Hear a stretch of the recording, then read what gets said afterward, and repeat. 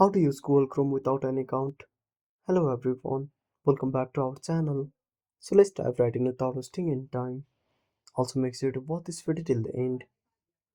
So the first method is open up settings on a device. Then scroll down, then tap on apps. Now go to app management.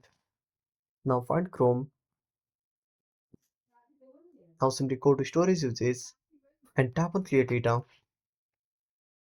Now simply tap on clear all data. Then tap on OK. Now open up your Chrome.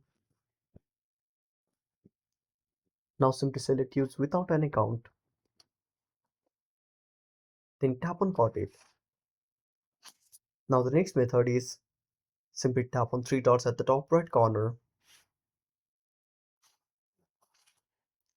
Then tap on settings.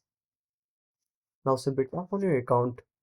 Again scroll down and tap on sign out. And that's it. Thanks for watching. Make sure to subscribe our channel and hit the bell icon. See you in the next video.